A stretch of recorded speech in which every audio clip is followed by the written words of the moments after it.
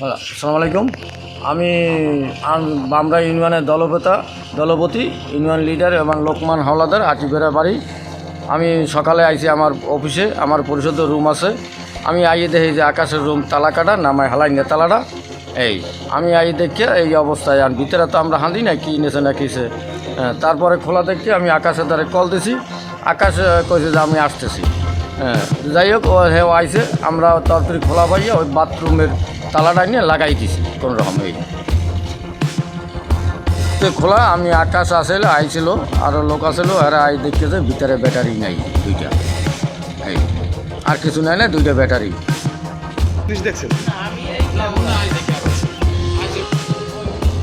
কাকা, এটা আপনি